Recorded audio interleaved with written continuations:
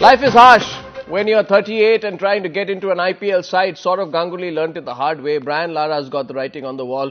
Rahul Dravid is still fighting on, but he's not got the price that he would have liked. He should have perhaps gone the Anil Kumble way. That's what some people say. But we won't offer unsolicited advice. But we are very happy to introduce our guests who have an expert view on the subject tonight. Bishan Singh Bedi, welcome. Also with us tonight is Sabah Karim, former Indian cricketer. Welcome, Sabah. Nice to see you on Newshour tonight. Mudar Patheria is a cricket writer. He's joining us from Kolkata. Thank you, Mudar. There you are on the screen. And Anupam Mukherjee is the disclosed fake IPL player. Let's take position. Sabah, to you first. You know, what went wrong for Ganguly is one question. You know, would anything have gone right for him is the other question. What was he expecting? What was he expecting, Sabah? Arnab, one has to admit that this time around, Saurav Ganguly did not see the writing on the wall. It has come as a massive blow to him, and it is rather sad and unfortunate that it has come to Saurav Ganguly at this stage of his career. It seemed as if this has been a Muhammad Ali's uppercut that has knocked him over. He didn't see it coming at all, and he was caught unawares. But I want to make some other point here. If any of these franchisee owners say that it is based only on performance, then I don't buy it and I don't accept it, because so many of his contemporaries have been bought at a reasonable price. So I feel that even at this stage, Saurav Ganguly had a shelf life to perform very well in the IPL, because last season I felt that there was a different kind of Saurav Ganguly completely. He had tried to reinvent his game. His fielding also had undergone a massive change. But I feel that the general perception that pervaded this time around among all the franchisee owners is that Saurav Ganguly is a problem child. It's difficult to handle him. The youngsters in the side are not very happy with him. He's had issues with the management. He's had issues with the coaches. So I think that is why all the franchisee owners thought that this is a much better way of going about things, is to start off on a very clean slate. And don't carry any kind of baggage. Let's start afresh. Let's have a major overhaul and look ahead in a very positive manner for IPL 4. Bishan, you know, Sabah says it's not about performance. Yeah. In other words, he says it's about some politics, some cartelization, some underhand dealing, some other reasons. He also says that he's a problem child. What's your take? I don't know what kind of a problem child Saurav Ganguly is. To my mind, he's been a legend of Indian cricket. And as Sabah mentioned that he should have read the writing on the wall, I don't quite agree with that.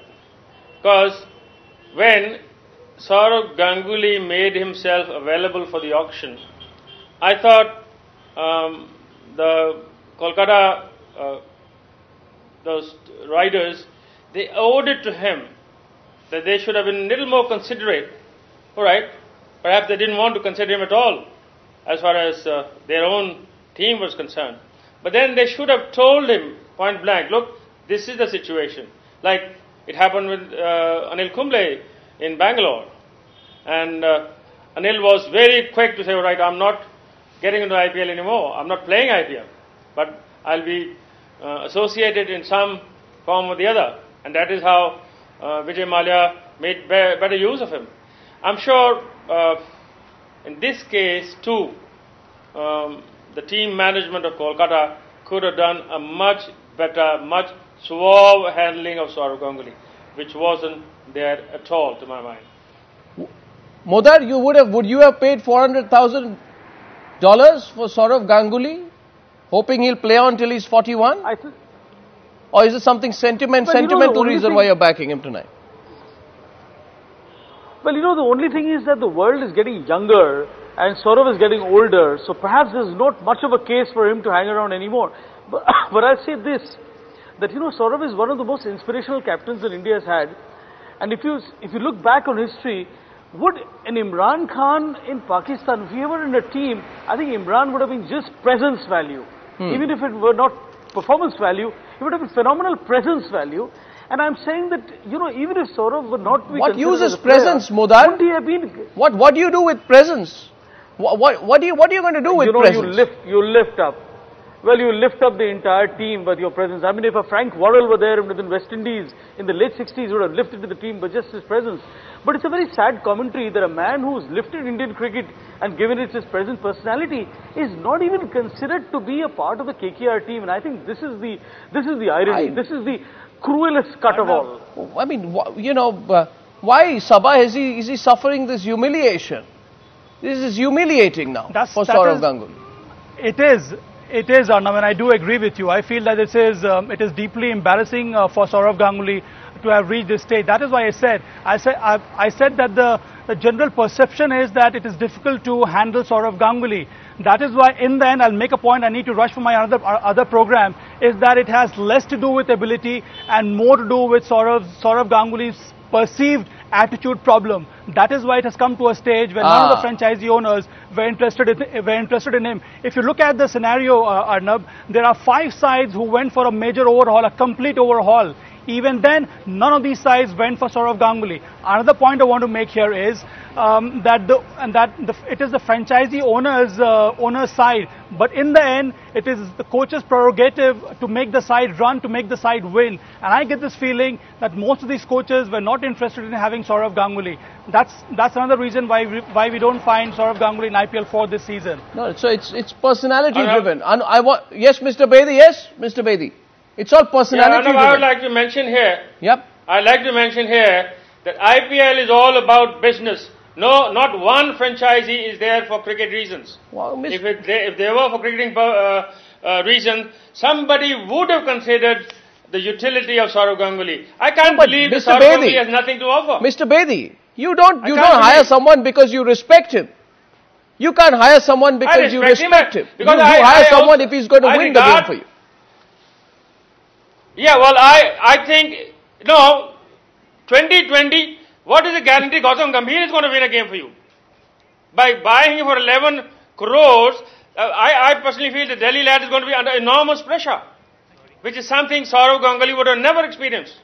But he's lucky because his name came up right there in the top of the auction. I want to go to Anupam, fake IPL player. You know, I read your book. Anyone who's read your book knows that 50% of it is about these dynamics between the Saurav and Shahrukh. So, I mean, forget the cricket. Many people say this is not cricket, is it? Is it cricket, Anupam, between Shahrukh and Saurav, or do you see some cartelization happening against Saurav, perhaps? Many people getting in saying, let's agree not to take him. It's a bit of both, I think. As far as cricketing reasons go, there is every reason though in the world not to buy Saurav at this stage of his career for the next 2 or 3 seasons. So there's obviously enough cricketing reason not to pick Saurav, during this particular auction. But also, it's not just about that. It's about the two personalities and how they communicate with one another. In this case, it's clearly a case of a complete communication breakdown. So Saurav didn't know what the KKR team was planning to do. No. The KKR team did not communicate it proactively to Saurav.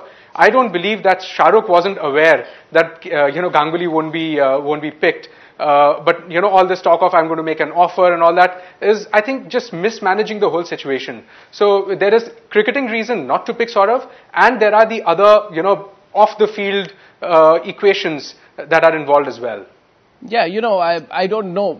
I want to get in Mihir Bose for a second. Mihir Bose joining us from London.